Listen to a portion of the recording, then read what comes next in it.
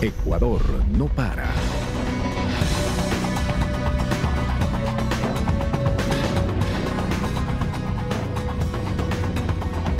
¿Qué tal, amigas, amigos? Como siempre, bienvenidos. Soy Marco Antonio Bravo.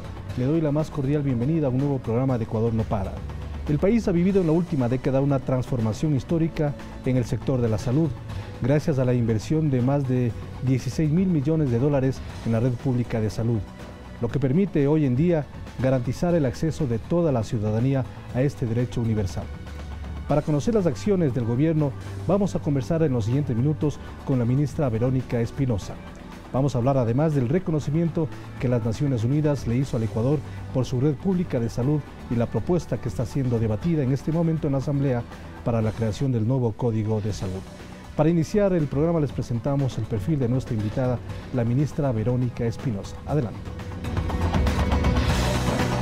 Verónica Espinosa Serrano, actual ministra de Salud de Ecuador, estudió medicina en la Universidad Internacional del Ecuador, donde obtuvo una beca por méritos académicos. Realizó el internado rotativo en el Hospital Carlos Andrade Marín del Instituto Ecuatoriano de Seguridad Social. Fue estudiante dentro del programa Erasmus Mundus en la Universidad La Pitié-Salpêtrière en París, Francia. Tiene una maestría en Salud Pública en la Universidad San Francisco de Quito y un diplomado en Salud y Derechos Sexuales y Reproductivos en la Universidad y Salud de Argentina. En su vida profesional se desempeñó como directora del Subcentro de Salud de Puembo, coordinadora encargada del área de salud número 14 Yaruquí, directora médica en laboratorios LIFE, asesora en el Ministerio de Salud Pública, subsecretaria nacional de Gobernanza de la Salud Pública y viceministra de Gobernanza y Vigilancia de la Salud.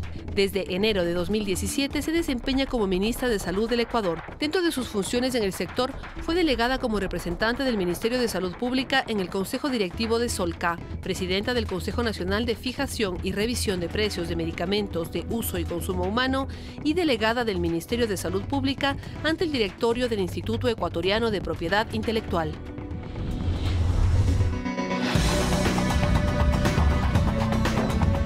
Una vez más, bienvenidas y bienvenidos. Ministra, gracias por aceptar esta entrevista.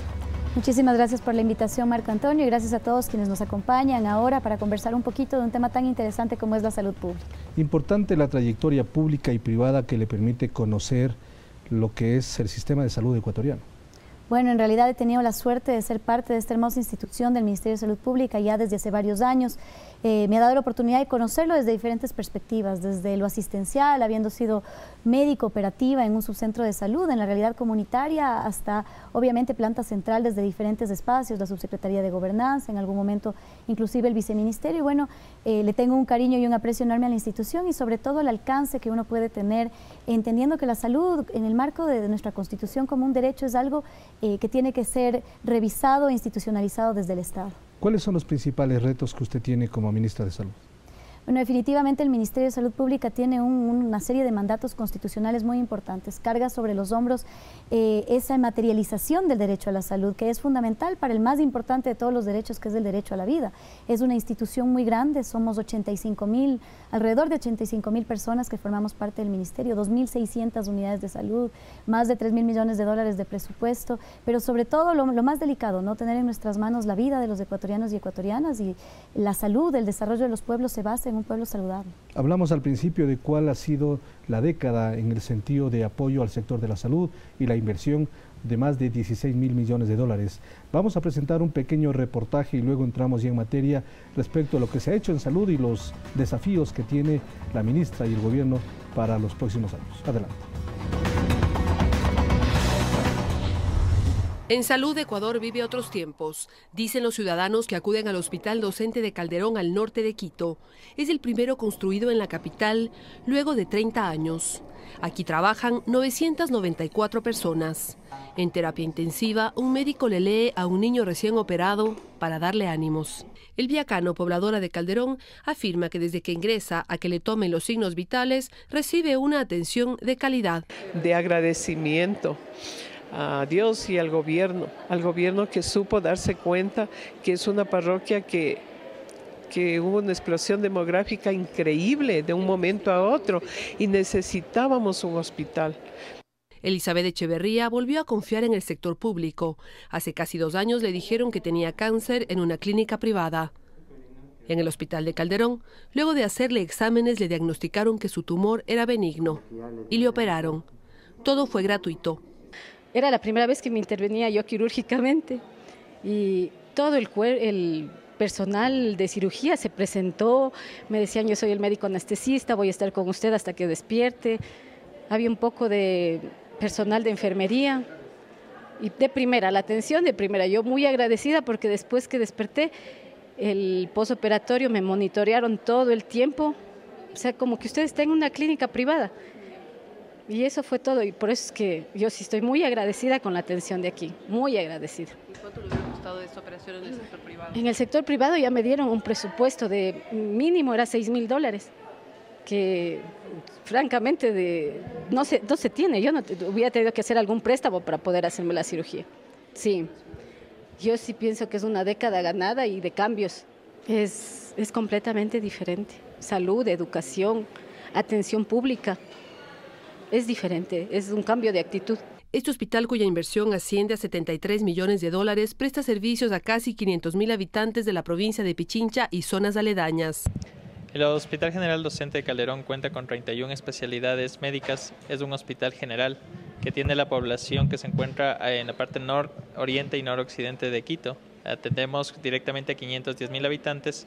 Sin embargo, también se atiende la población de las provincias que se encuentran en el norte del país, como es Esmeraldas, Imbabura, Carchi y Sucumbíos. La inversión en salud en la última década supera los $16.000 millones y se han edificado hospitales en lugares que antes no lo tenían, como el Hospital del Guasmo en Guayaquil y distintos centros de salud en todas las regiones del Ecuador, mientras el número de médicos se triplicó y pasó de 11.000 a 33.000. Verónica Rivadeneira, Agencia Andes.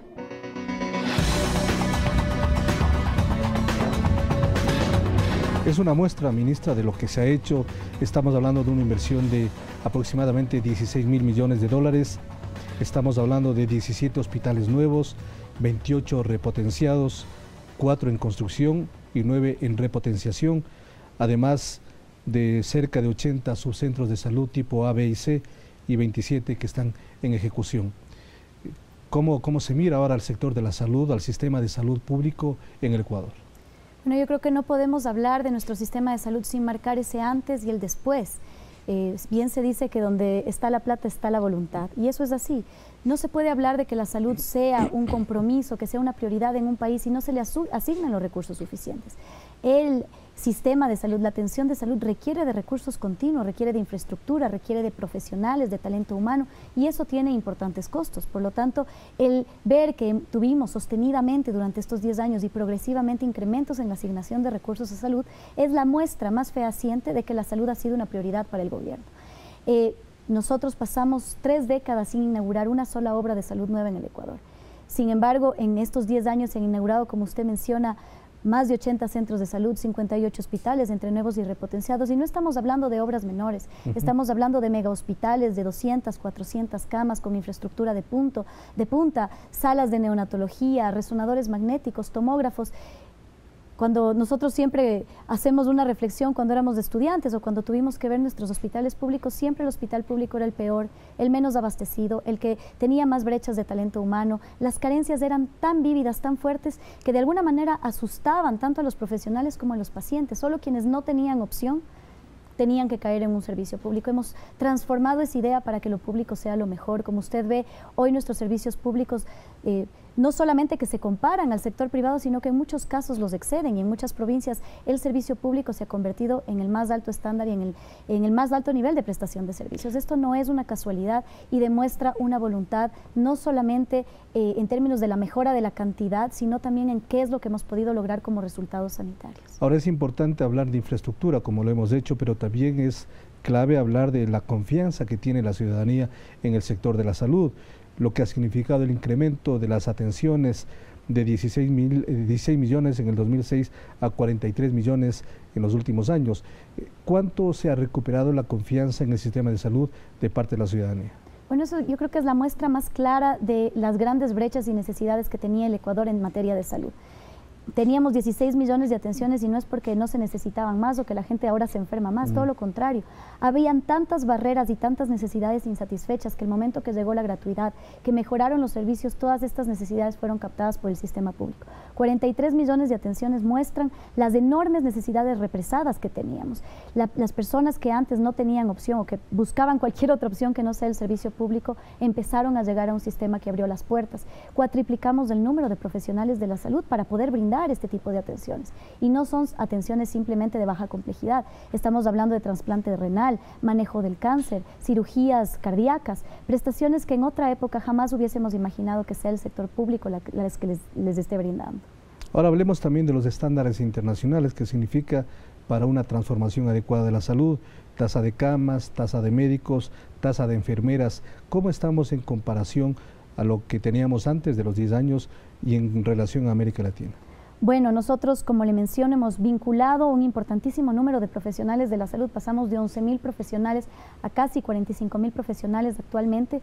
Esto nos permite acercarnos cada vez más a los estándares. Además, hemos fomentado la especialización de nuestros médicos, un proyecto de inversión de $200 millones aproximadamente para especialidades médicas. Nos ha permitido acercarnos a los estándares internacionales, tanto en número de camas como en número de profesionales de la salud, sin con esto querer decir que lo hemos hecho todo, que todo está perfecto, pero los avances que se han conseguido son sin duda históricos y son sin duda reconocidos internacionalmente. Hemos superado ya los estándares de la OMS, por ejemplo, que determina que debe haber 2 camas por cada 100.000 habitantes, perdón, por cada 1.000 habitantes. En este caso estamos hablando de 1.5 por 1.000 habitantes. Sí, estamos ya bordeando, me parece, el 1.8 por cada 1.000 habitantes. Sin embargo, depende de la región, ¿no? Todavía tenemos ciertas inequidades en algunos lugares. Hay más concentración de servicios en las zonas urbanas y número de camas hospitalarias que en las zonas rurales. Sin embargo, esto es algo, no se puede recuperar un sistema de salud que estuvo abandonado 4 décadas en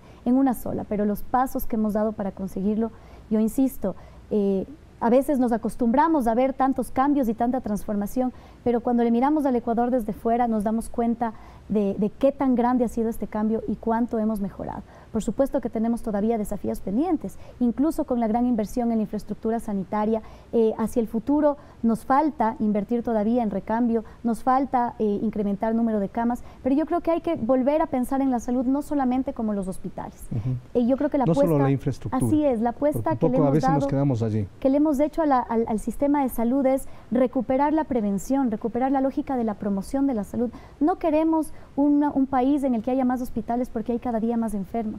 Queremos un país donde los ecuatorianos y ecuatorianas no nos enfermemos, donde ojalá no tengamos la aparición de enfermedades prevenibles como muchos tipos de cáncer, como la diabetes, como la obesidad, que están directamente relacionados con determinantes como el acceso a agua potable, la buena alimentación, el acceso al ejercicio, las buenas prácticas y los buenos hábitos, la corresponsabilidad que tenemos los ciudadanos sobre nuestra propia salud. El modelo de atención integral, que fue uno de los cambios paradigmáticos que se dieron, fue migrar de esa visión hospitalaria curativa de la enfermedad a una visión preventiva de promoción de la salud. La salud no es dejar de estar enfermos, la salud es estar completamente bien en términos de nuestro bienestar físico, mental, de nuestro bienestar inclusive espiritual. Y esa es la apuesta que nosotros hemos dado, fomentando la atención del primer nivel, fomentando la atención comunitaria. Estamos por fortalecer aún mucho más de esta apuesta con el lanzamiento de nuestra estrategia del médico del barrio. No esperar que la gente llegue a nuestros servicios, sino ojalá acercar nuestros servicios a la comunidad. El médico del barrio es una gran apuesta con la atención comunitaria. Yo puedo hacer mucho más que curar una gripe cuando voy a la casa y determino por qué tal vez ese niño tiene tantas infecciones respiratorias, tal vez hay problemas ambientales en su hogar, tal vez no se le han enseñado buenas prácticas de higiene y lavado de manos. Ese es el rol que queremos que juegue el sistema de salud, el etiquetado de alimentos, una muestra precisa de cómo hemos apostado en la promoción, darnos información para tomar decisiones más acertadas sobre nuestra alimentación que nos permitan tener una vida más sana. Ese es el rol de un Estado, no curar enfermos nada más. Por supuesto que tenemos que hacerlo y tenemos que hacerlo bien, pero tenemos que ir mucho más allá con políticas públicas que nos encaminen a tener vidas más sanas. Hablamos hace poco de lo que ha significado la fuerte inversión, pero en otros tiempos, otros momentos económicos, incluso para el país. Luego vino la situación económica complicada por diferentes factores externos. ¿Cómo está la situación del presupuesto para este año? Estamos hablando de $3.000 millones. ¿Cuál será el presupuesto que va a continuar hasta fin de año con la proyección del próximo año? Bueno, es importante señalar que las prioridades nacionales no han cambiado inclusive en momentos en los que hemos tenido que ajustar nuestros presupuestos. El Ministerio no ha tenido recortes presupuestarios en relación, como pasaba en otras épocas, al primero que se le recortaba presupuesto era salud y educación. Eso ya no sucede. Lo social se ha mantenido como una prioridad y hemos tenido que hacer esfuerzos como país y como gobierno para que los recursos asignados a salud no sufran disminuciones. Mantuvimos la inauguración de obras, mantuvimos el arranque de servicios como el Hospital de Guasmo Sur. Pese a ser momentos presupuestarios complicados, no se detuvo porque era una necesidad imperiosa de regiones históricamente olvidadas como es del Guasmo de Guayaquil, y se inauguró el hospital, por ejemplo. Por supuesto que tenemos que ser más eficientes en nuestro gasto y ese es uno de los desafíos más duros que tenemos ahora. No es un tema de gastar irrestrictamente e infinitamente, porque los recursos siempre van a ser limitados. En los países más ricos del mundo, inclusive ahí los recursos son limitados para el sector salud. No es infinito y las necesidades sí son infinitas. Y en ese sentido tenemos que velar porque exista sostenibilidad, porque el gasto sea eficiente, por migrar a la prevención. Es mucho más eficiente en términos de gasto, es mucho menos costoso prevenir un cáncer que tratar un cáncer. Por eso tenemos que empezar a apostar por las estrategias de prevención y ese es uno de los desafíos que tenemos como ecuatorianos y como sistema de salud, y en este gobierno nos enfocaremos muchísimo en trabajar en la prevención, en apostarle a la prevención que nos ahorrará muchos costos, no solamente económicos, sino sobre todo sociales. ¿Pero se mantendrán los 3 puntos del PIB para el sector de la salud? Por supuesto, 4 puntos manda la Constitución de manera progresiva con un incremento cada año. Esto se ha mantenido durante el gobierno y se seguirá manteniendo. Usted sabe que nuestro presidente Lenín Moreno ha destacado la estrategia Toda una Vida como el pilar, la columna del eje social de este gobierno, y eso implica garantizar atención de salud especialmente para los grupos más vulnerables a lo largo de toda la vida, y eso implica tener un presupuesto sostenido en el sector salud. Entonces el reto fundamental entiendo que es consolidar la red pública de salud como algo fundamental para la sociedad. Por supuesto, yo creo que pese a los grandes avances que son históricos y que son innegables, tenemos que mirar hacia adelante en cuáles son nuestros desafíos. Hemos avanzado, pero tenemos que también ser autocríticos en qué es lo que nos falta. Sabemos que tenemos que dar ya ese salto cualitativo hacia la calidad. No podemos conformarnos con tener más servicios, con trabajar en la prevención. Tenemos que asegurarnos que los servicios sean los mejores, la calidez entre los seres humanos, que no tengamos reclamos de que no existe un buen trato en nuestros establecimientos de salud, que no tenemos un buen trato desde el servicio público hacia la ciudadanía y viceversa, que la ciudadanía no dé un buen trato a los profesionales que se dedican a atender sus necesidades. Hemos lanzado, por lo tanto, ya una estrategia del trato por el buen trato. Va a ser uno de los pilares sobre los que se va a levantar estos próximos 4 años de mejoramiento continuo de la calidad en el Ministerio de Salud y la Red Pública Integral. Y el otro desafío probablemente importantísimo es la sostenibilidad, lo que ya dijimos. Tenemos que ver que los recursos que estamos utilizando se utilicen de manera eficiente, que nos alcancen, que a lo largo de los años no lleguemos a un punto en el que el sistema de salud quiebre porque no hemos sido sabios en el manejo de estos recursos. Y esto, hablando de la red pública integral, implica apostarle al sector público, coordinar adecuadamente con el sector privado, pero también aprovechar lo que ya tenemos. La red pública integral de salud hace eso. Antes había los hospitales del IES, los hospitales de Fuerzas Armadas, de Policía, del Ministerio y la población dividida.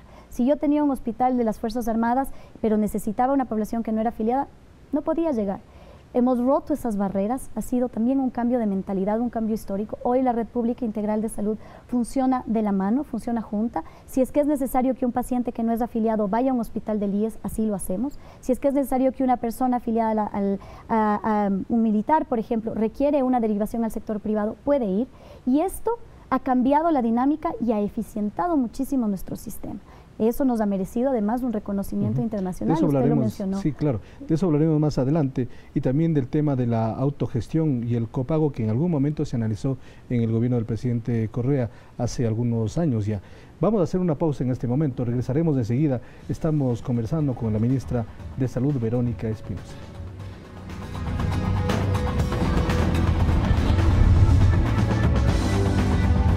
Ya volvemos.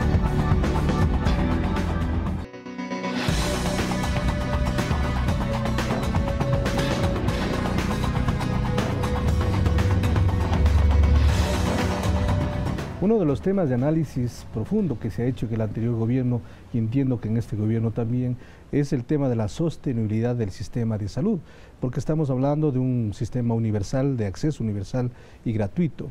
pero ¿cómo sostenerlo para los próximos meses, años, cuando la situación económica sigue siendo delicada y difícil? ¿Cómo analizar nuevamente esta posibilidad de un copago, es decir, diferenciar ciertos ingresos que pueda hacer la ciudadanía dependiendo del tipo de servicio que va a recibir en el área pública? Bueno, nosotros tenemos un mandato constitucional, el acceso universal y gratuito a los servicios de salud que tenemos que respetar. Sin embargo, esto no significa que porque para el usuario los servicios sean gratuitos no tengan un costo para el Estado.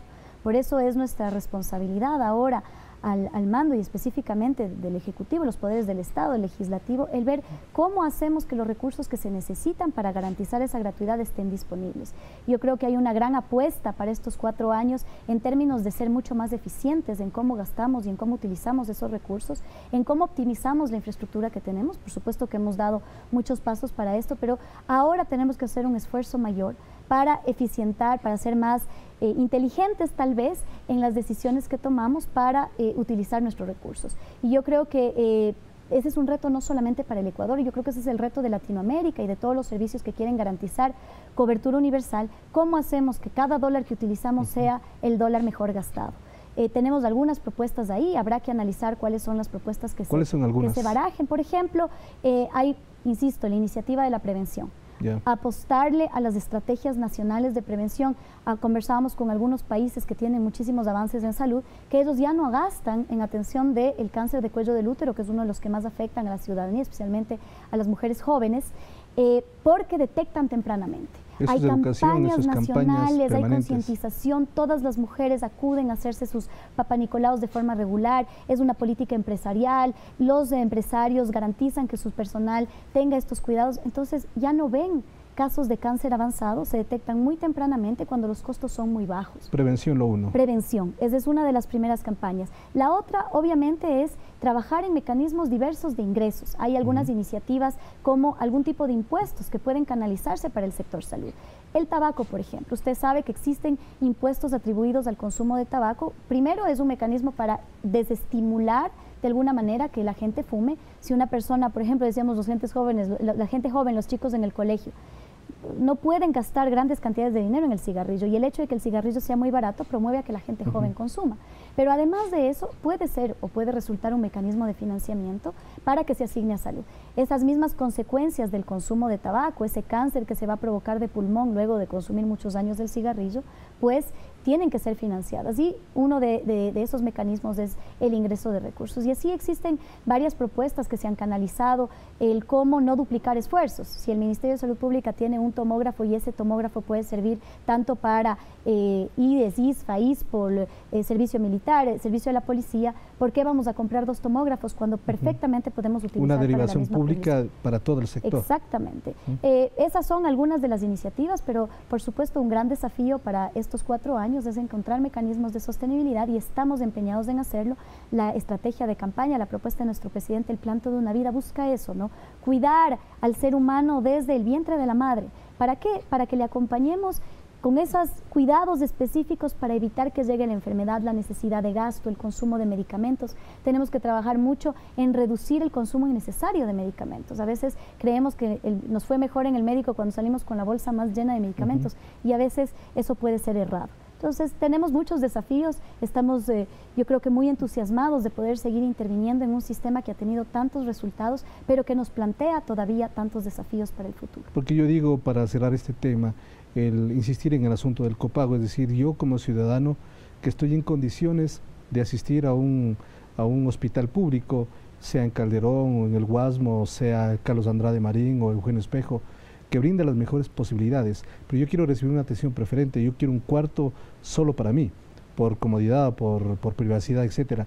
Esa es una posibilidad también de diferenciar el tipo de servicio y pagar algún tributo. Mire, existen muchas estrategias, ninguna es mala ni ninguna es perfecta. Esas son estrategias que tienen que ser analizadas, pero recordemos que en el pasado en el Ecuador existieron sistemas de estas características de pensionados. El problema con esto, y no con esto querer decir que no se puede explorar esta posibilidad, pero el problema que se dio y que se ha dado en países donde se aplica esto es que se generan sistemas diferenciados que también implican diferenciación de la población. ¿Qué termina pasando? El sistema pensionado, antes existía esto, ¿no? El sistema pensionado es a donde van las buenas camas, a donde van los mejores servicios, a donde van los médicos y se quedan 45 minutos, mientras que el otro servicio se vuelve en el servicio regular, un poco de segunda mano, donde tengo menores estándares de calidad, a donde no le asigno los recursos, porque ¿dónde voy a asignar yo recursos? ¿A donde me es rentable o a donde no me es rentable? Y esto puede generar una cierta segregación de castas. Vimos ya en el pasado, cuando esto existió en el Ecuador, que se generaron servicios de doble estándar. Y eso es algo que no quisiéramos que suceda, entendiendo que la salud es un derecho universal para todos. Pero por supuesto que quienes tenemos ingresos, que quienes podemos cubrir nuestros gastos de salud, tenemos que aportar más para financiar el sistema de salud. Y esa es la lógica de los impuestos, ¿no? Quienes más recursos ingresan, quienes más recursos ganan, pues son quienes más impuestos pagan, y al final del día los servicios de salud se financian a través de impuestos. Entonces, sí existe una lógica progresiva de que quienes tienen más y aporten más para cubrir a quienes menos tienen. En el mes de junio, Ecuador recibió un reconocimiento de las Naciones Unidas por su red pública de salud. Presentamos a continuación un reportaje sobre este acontecimiento y luego dialogaremos con la ministra. Adelante. The winner is the Ministerio de Salud Pública of Ecuador. El 23 de junio, Ecuador ganó el más importante premio en innovación otorgado por la Organización Mundial de las Naciones Unidas. Se trata del primer lugar en la categoría Innovación y Excelencia en la provisión de servicios de salud. Este prestigioso reconocimiento fue entregado en La Haya, Países Bajos, a la ministra de Salud Pública, Verónica Espinosa, por la iniciativa Trabajo en Redes Integradas de Salud, que se refiere a la creación de la Red Pública Integral de Salud. Esta red, que está siendo implementada en nuestro país, permite eliminar barreras de acceso a la salud, gracias a un sistema integrado de todos los prestadores de salud pública, como son el IES, ISPOL, ISFA y Ministerio de Salud, de manera que los ciudadanos puedan acudir a cualquiera de ellos sin importar su afiliación. Por ejemplo, si un hospital que pertenece a la red de la Policía Nacional está más cerca de una persona que no es afiliada a esta entidad de salud, puede ingresar y va a ser atendido sin ninguna restricción o costo, ya que posteriormente se realizará el respectivo cruce de cuentas entre instituciones. En caso de que una persona requiera un servicio de salud no prestado por alguna de estas instituciones, se activa la referencia a la red complementaria para que este paciente sea trasladado de inmediato a la entidad privada. Gracias a esta gran iniciativa, se garantiza un sistema que brinda acceso a la salud gratuita al servicio de todos. En Países Bajos, frente a más de 500 participantes de alto nivel de las Naciones Unidas, ministros, altos funcionarios de gobierno, alcaldes, entre otros actores, Ecuador ha demostrado que es un referente para el mundo en salud pública. Bueno, ministra, ¿cómo recibió usted este galardón, este premio internacional, que es un premio de Naciones Unidas, en base al reconocimiento de lo que ha hecho el Ecuador en el área de salud? Pues con enorme satisfacción. Yo creo que este premio es el fruto de un trabajo gigantesco, no solamente del Ministerio de Salud Pública, esto es del esfuerzo de más de 120.000 trabajadores de la salud que forman la Red Pública Integral de Salud, que hicieron esto posible. Yo recuerdo cuando iniciábamos el proyecto del convenio marco para la transferencia irrestricta de pacientes entre los diferentes subsistemas, muchas personas dijeron que iba a ser imposible, que era algo que no se podía lograr. Entonces, realmente es llena de satisfacción, de orgullo como ecuatoriana, ver que nuestro sistema de salud hoy es una referencia para el mundo, que se lograron derribar barreras paradigmáticas que pensamos que nunca iban a poder derribarse. Eso demuestra que los ecuatorianos somos capaces de cosas grandes, no solamente a nivel nacional, sino a nivel internacional. Este no es un reconocimiento menor.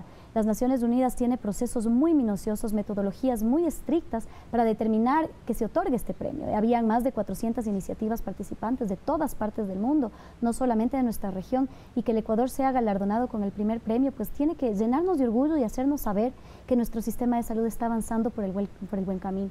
Queremos seguir trabajando en esto, fortaleciéndolo. Yo creo que cuando uno tiene buenas bases para construir, los logros que pueden alcanzarse en este periodo van a ser mucho más grandes aún. ¿Cómo se representa esta categoría de innovación y excelencia en la provisión de servicios de salud en la práctica, en la vida diaria, en el sistema ecuatoriano?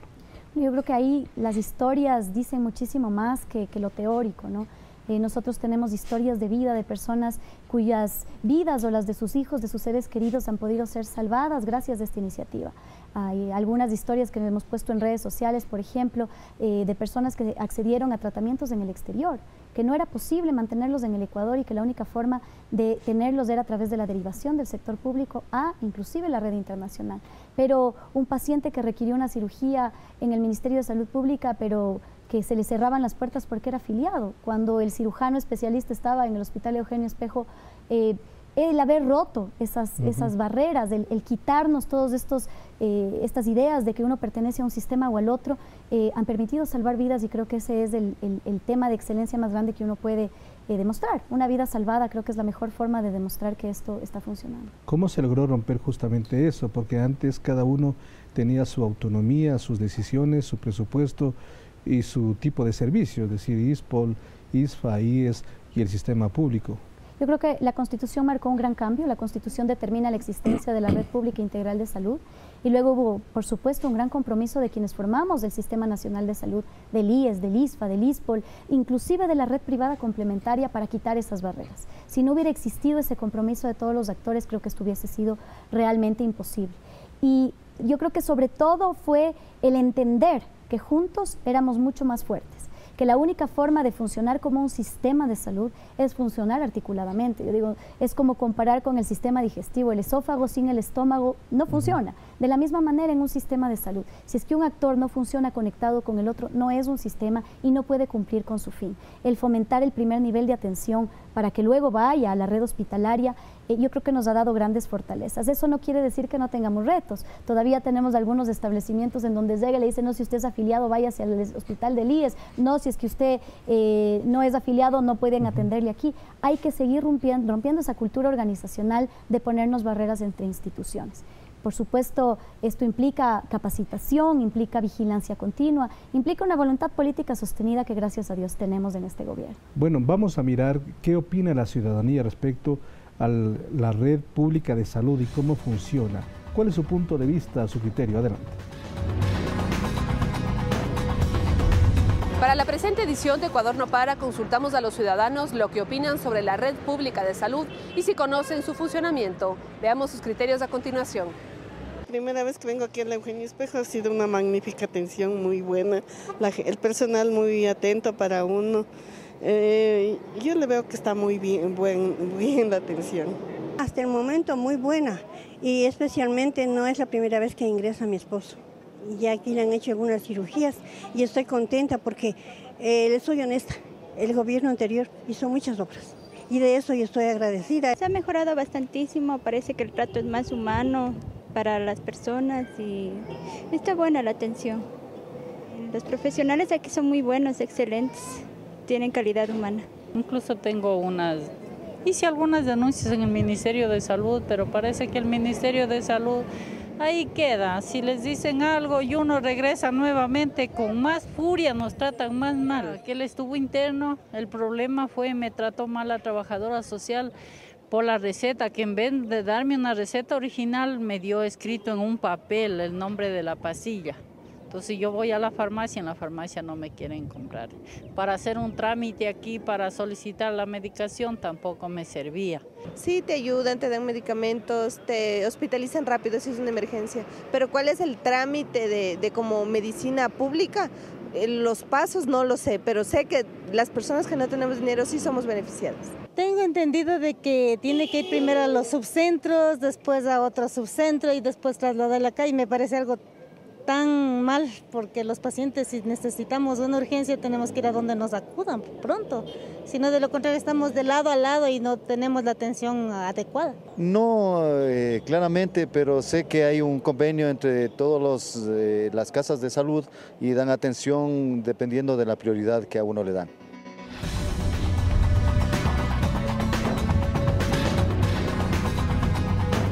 Bueno, como hemos visto, existen diferentes criterios. Mayormente están de acuerdo y miran bien la atención, pero también falta un poco la información de cómo uno, a dónde acudir primeramente y algunos problemas que usualmente se presentan.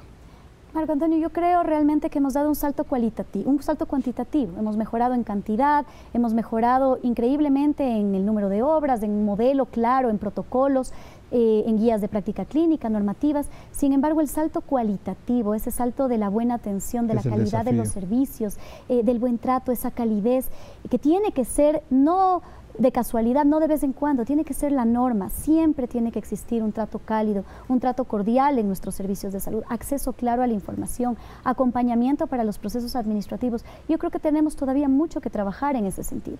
Cambiar la cultura organizacional del maltrato, que desde el guardia de seguridad que nos recibe en la entrada, quien nos provee de alimentos, quien hace la limpieza, el médico, la enfermera, todos tengamos esta dinámica de servicio al usuario.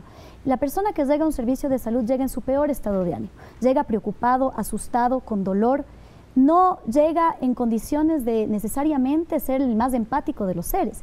Y el servicio de salud tiene que saber manejar y procesar el hecho de que está lidiando con una persona que llega en su peor condición y tiene que poder atender esa necesidad. Creo que no necesariamente hemos dotado a nuestro personal de herramientas para el manejo de situaciones de crisis, para comunicar malas noticias. Hemos hecho iniciativas, tenemos hoy por hoy implementada una iniciativa de los chalecos rojos, que es personal dedicado exclusivamente a servicio al usuario, decirle, mire, este es el trámite, ¿dónde le acompaño? Usted tiene una queja, hablemos con el gerente, pero no es suficiente. Yo creo que tenemos que trabajar mucho más en la calidad de los servicios hasta asegurarnos que todos nuestros ciudadanos, del momento que les preguntemos, tengan una percepción, o si no todos, porque siempre habrá algún tema, digamos, que se escapa del control del servicio de salud, pero que la gran mayoría de nuestros ciudadanos sientan que cuando van a un servicio público están recibiendo la atención más cálida y de mayor calidad. Hemos lanzado ya la campaña El Trato por el Buen Trato. Invitamos a nuestra ciudadanía que se une a esta campaña.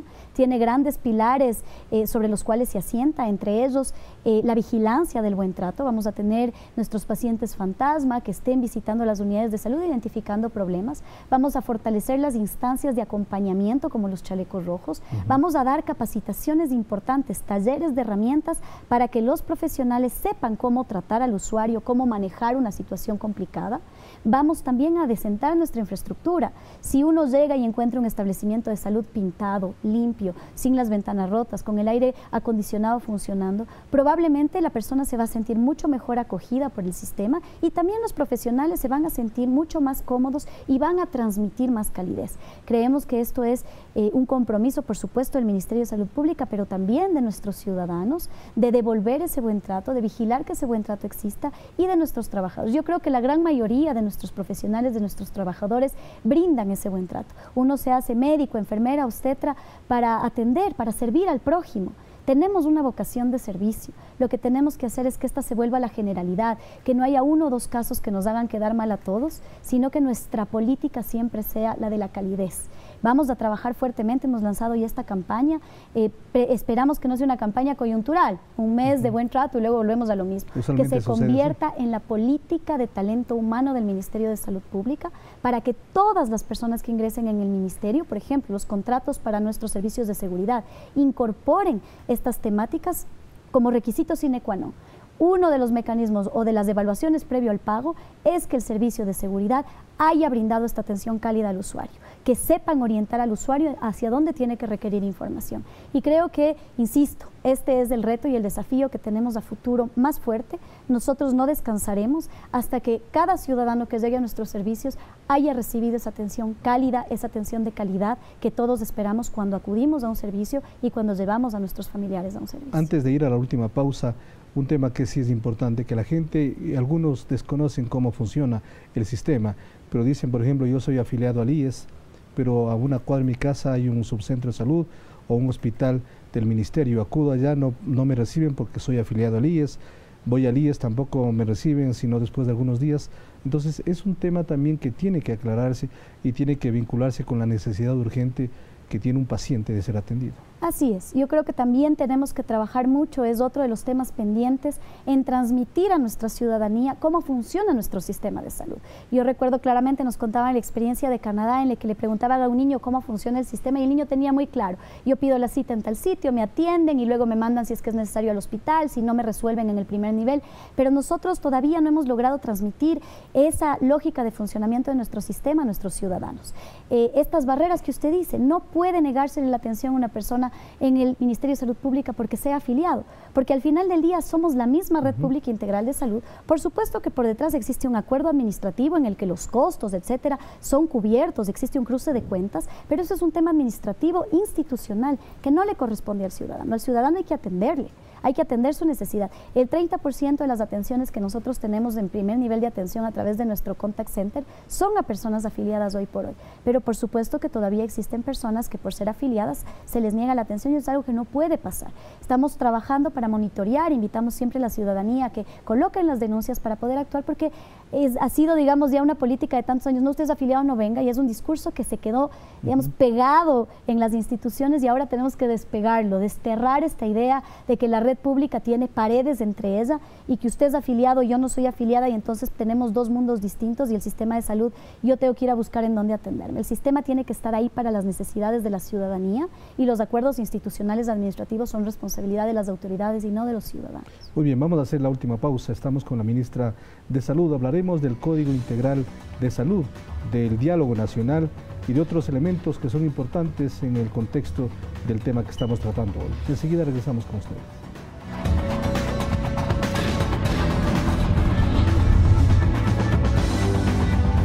Ya volvemos.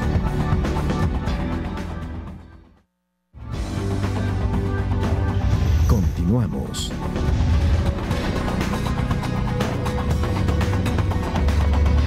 La ministra de Salud hizo un llamado nacional e internacional con el sector legislativo, el sector judicial, las empresas farmacéuticas y todas las personas que quieran integrarse al mismo con el objetivo de definir políticas de Estado para garantizar el acceso de medicamentos de alto costo para las enfermedades catastróficas, es decir, un llamado internacional para garantizar el acceso a los medicamentos.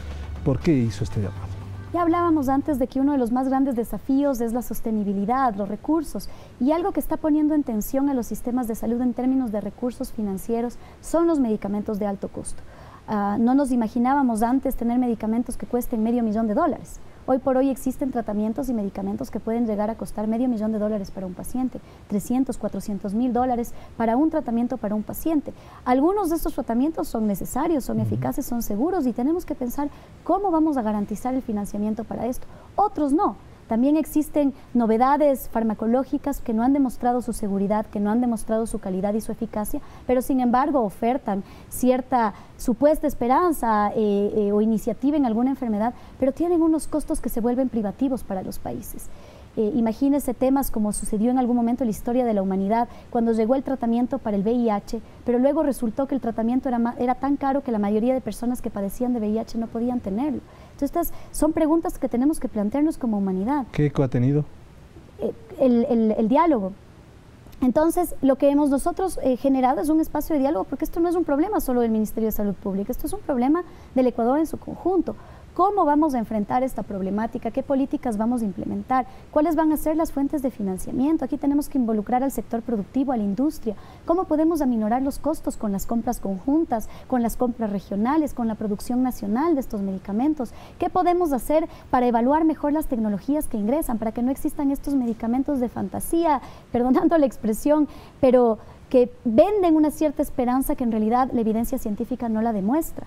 ¿Qué vamos a hacer en relación a los costos crecientes cada vez más de medicamentos monopólicos que tienen un solo proveedor? ¿Cuáles van a ser nuestras políticas en términos de la propiedad intelectual cuando ponen en riesgo la vida de las personas? Entonces, esto es un tema de muchísimo interés para la ciudadanía y creo que es responsabilidad del Ministerio convocar a todos los actores del sector legislativo, el sector de la producción, la industria farmacéutica, para encontrar acuerdos. Recientemente la Organización Panamericana de la Salud, todos los ministros de la región de las Américas emitieron una resolución sobre el acceso a medicamentos de alto costo, señalando su preocupación y señalando que tienen que tomarse acciones para atender esta problemática y el Ecuador no se puede quedar detrás. Porque si no me equivoco, casi el 10% del presupuesto del Ministerio va a este tipo de medicamentos. Así es, el presupuesto en medicamentos 318 millones. Es $318 millones. Hemos tenido un crecimiento entre 2016 y 2017 del 14%, eso es 7 veces la inflación.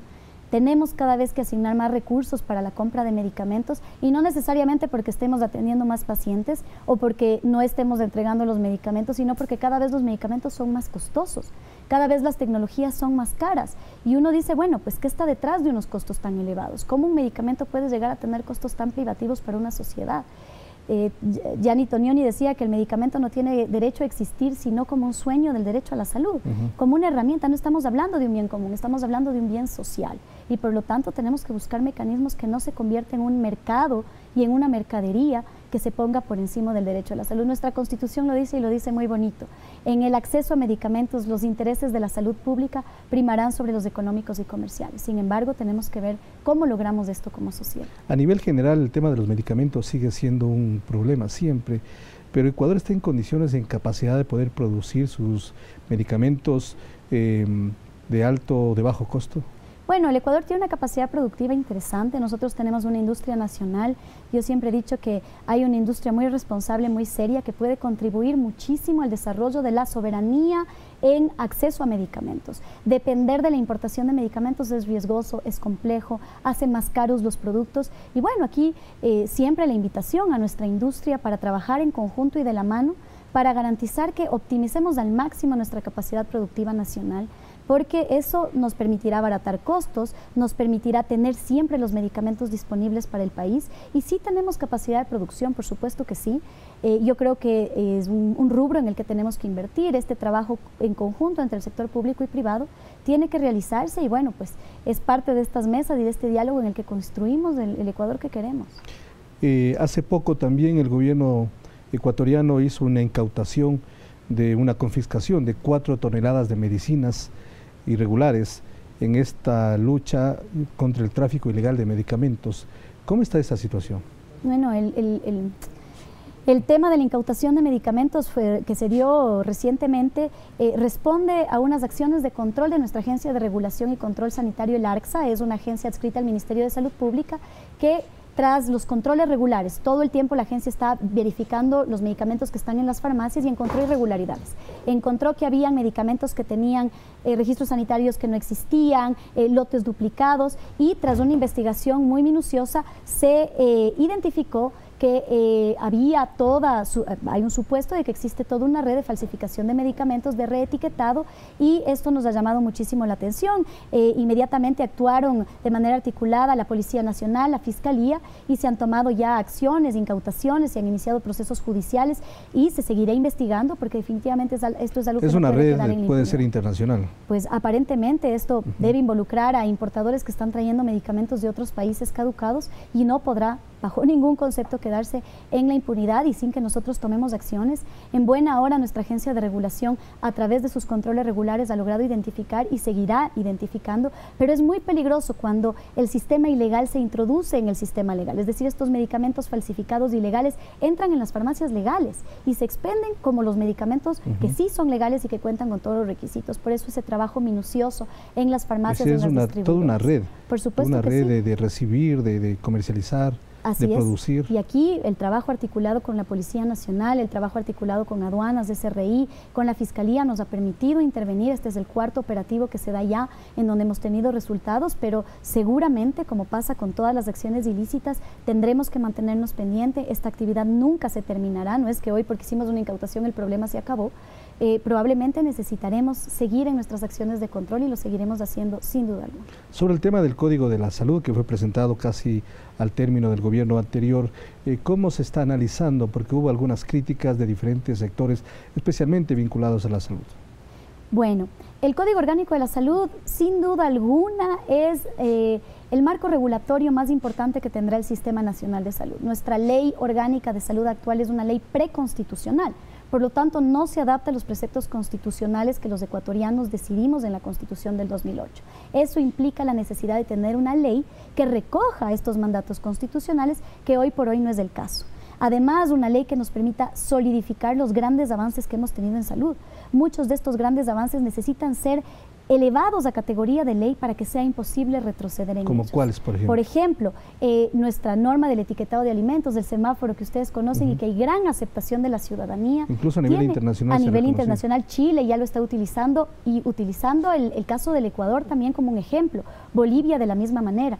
Esto tiene que ser elevado a carácter de ley, por ejemplo. Además, la tecnología avanza, la ciencia avanza, los temas que maneja salud también avanzan y esto tiene que contemplarse en la ley porque eso nos da el piso para que el sistema de salud funcione mejor. Esto mismo de la articulación de la red pública, la ley actual no lo prevé, porque en ese entonces el sistema funcionaba de forma distinta, cada uno funcionaba por su cuenta. Ahora funcionamos unidos y eso tiene que estar en la ley, para que no existan retrocesos y no sean políticas coyunturales de gobierno.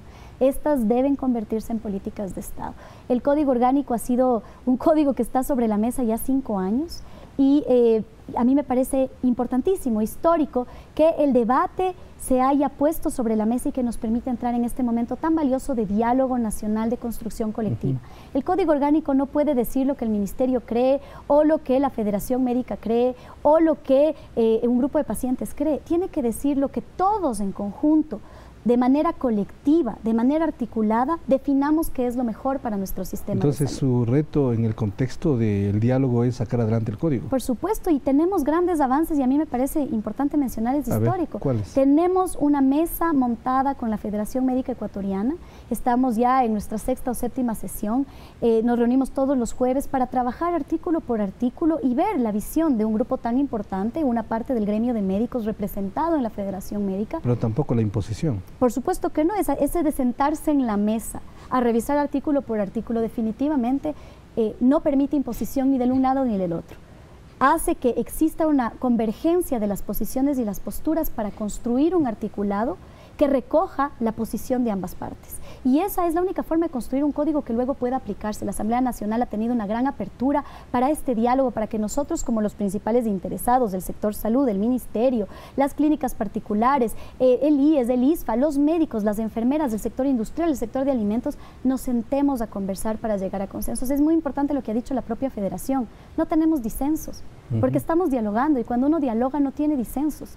Los disensos pueden aparecer cuando el diálogo se termine y lleguemos al punto en el que no estamos de acuerdo en algo. Pero hoy por hoy hemos visto que en la gran mayoría de temas hay una absoluta coincidencia. Aparte de la Federación Médica, ¿qué otros sectores, por ejemplo, los laboratorios farmacéuticos, que son claves en todo esto? Hemos tenido un diálogo continuo con la industria. A través del MIPRO se realizó un trabajo muy minucioso con el sector de la producción, en el que hemos recogido cientos de observaciones que han aportado a construir una mejor redacción. Muchas veces no es el tema, el concepto que está detrás del artículo, es cómo está redactado el artículo, y creo que ese aporte de escuchar, de participar, este diálogo abierto que hemos tenido, nos ha permitido construir un articulado que recoge las visiones de todos. ¿Con los médicos, con las enfermeras? Bueno, hemos hablado con la Federación de Enfermeras, con la Confederación de Profesionales de la Salud, con la Red de Profesionales de la Salud, la Federación de Médicos, la industria farmacéutica. Hemos tenido reuniones con la industria de alimentos, químicos, farmacéuticos, con diferentes sectores del Ministerio de Ambiente, representantes del Ejecutivo, representantes del Legislativo. Creo que ha sido un gran diálogo y un amplio diálogo, pero sobre todo con nuestros principales actores, la ciudadanía en general, nuestros comités locales de salud, nuestros pacientes, quienes forman parte de nuestra red administrativa. Hemos tratado de recoger la visión de cada uno de los actores que forman el sector salud para recogerlo el sector privado. Ahora vamos a tener un nuevo espacio que permita solidificar esto. Este día viernes, el 3 de agosto, tendremos un gran diálogo nacional a propósito del código, al que están invitados todos, en el que plantearemos algunas mesas de discusión sobre las temáticas que aborda el código con toda la ciudadanía. ¿En dónde será el diálogo? Este diálogo será aquí en la ciudad de Quito. Hemos invitado a actores de la academia, de la industria, a las federaciones de profesionales de la salud. La idea es sentarnos sobre la mesa y seguir en esta construcción. No podemos esperar tener un código que salga de la nada o que salga de una sola visión. Nos tenemos que sentar a construirlo juntos. Esperamos que con este llamado, este nuevo llamado, a pesar de las muchas mesas que hemos tenido, los muchos espacios, podamos solidificar aún más esta construcción colectiva de un tema que nos interesa a todos. Yo creo que no hay un solo ciudadano ni un solo sector en el Ecuador al que no le interese la salud, al que no le interese el derecho a la salud, el derecho a la vida, y que no quiera contribuir a que el Código Orgánico de la Salud sea el mejor código posible y que nos ayude a avanzar en el derecho a la salud, no a retroceder o no simplemente a mantenernos, sino a seguir dando esos pasos. Este tema de la calidad, luchas históricas del sector salud, la carrera sanitaria, es una lucha histórica de nuestros profesionales que sigue sin estar contemplado en la ley y que es una legítima lucha de nuestro sector. Tiene que estar contemplado y esta es la riqueza de sentarse a construir colectivamente las propuestas, porque por supuesto nosotros somos muy respetuosos, esto está en el ámbito del legislativo, estamos actuando proactivamente porque somos los principales interesados y nos corresponde como autoridad sanitaria, pero lo hacemos con mucho respeto y con mucha articulación a la Asamblea Nacional para nosotros brindarles herramientas, brindarles consensos, llevarles acuerdos, llevarles propuestas proactivas que ellos puedan incorporar en esta propuesta de ley para que al momento que ellos debatan cuenten con todas las voces, con todos los aportes y ojalá se logre la aprobación de un código que responda a todo el sector, a todas las necesidades, con los mayores consensos posibles y que aporte, insisto, al derecho a la salud, a la mejor calidad de los servicios. Porque la parte técnica está siendo analizada, pero la parte política en la Asamblea todavía es un camino que se tiene que hacer. Bueno, en buena hora hemos trabajado muy de cerca con la Comisión Permanente del Derecho a la Salud, ellos han tenido mucha apertura. Yo creo que aquí los objetivos nacionales son muy claros y nos unen. Y esto ha permitido que trabajemos muy de cerca en esos grandes acuerdos de qué queremos con el código. Yo creo que partiendo de esa base es sencillo que los acuerdos técnicos y los acuerdos políticos converjan, ¿no? Que la voluntad política esté donde las necesidades técnicas lo requieren. Yo creo que este código va a ser una gran experiencia de construcción nacional, de construcción mediante un diálogo, mediante grandes acuerdos nacionales que nos unen a todos, independientemente de nuestros colores, preferencias políticas, nos unen a todos por algo que definitivamente es un gran acuerdo nacional, el derecho a la salud como una prioridad. Según su perspectiva, ¿cuándo debería aprobarse? Bueno, yo creo que en base a los avances, a los grandes aportes, este gran diálogo que tenemos pendiente ya para la próxima semana, esperamos tener nuestros aportes entregados a la Asamblea en el mes de agosto y ojalá el código se esté discutiendo para este mismo año y aprobando para este mismo año. Esa es nuestra gran expectativa. Obviamente esto depende de los tiempos legislativos más que de la voluntad del Ministerio de Salud Pública y el sector salud, pero sí es muy importante para nosotros que este esfuerzo de diálogo, de construcción del sector, se vea reflejado en una ley que no quede archivada, que no quede olvidada, sino que precisamente entre a cumplir el rol de una ley, que es darnos el piso legal para seguir avanzando como sociedad. En este gran diálogo nacional del próximo 3 de agosto estará el presidente de la República. Bueno, hemos extendido la invitación, esperamos contar con nuestro querido presidente que tiene muchísima voluntad. Usted sabe que él lideró la misión Manuel Espejo, que trabaja muy de cerca en temas de salud con los grupos vulnerables. Yo creo que por esa misma voluntad y el corazón de él que está en lo social, él ojalá pueda acompañarnos en base a su agenda, pero la invitación está extendida y estará contando con la participación de varios ministros, de también importantes personalidades del ámbito legislativo, porque le hemos dado toda la importancia que este tema tiene. Ministra, muy gentil por acompañarnos en esta oportunidad. Muchísimas gracias, gracias por el espacio y bueno, qué importante es poder hablar de salud y qué importante es poder comentar estos temas que pueden resultar difíciles, pero creo que a todos nos interesa. Muy gentil, muchas gracias. Amigas, amigos, de esta manera concluye Ecuador no para. Este día nos acompañó Verónica Espinosa, ministra de Salud. Con ella analizamos la inversión y situación de la salud en el país, el reconocimiento de las Naciones Unidas a la Red Pública de Salud del Ecuador, el diálogo nacional en este importante sector y sobre el Código de Salud que está siendo al momento debatido en la Asamblea Nacional y en otros ámbitos. Les esperamos como siempre la próxima semana en un nuevo programa de Ecuador no para. Como siempre, gracias por su atención. Felicidades.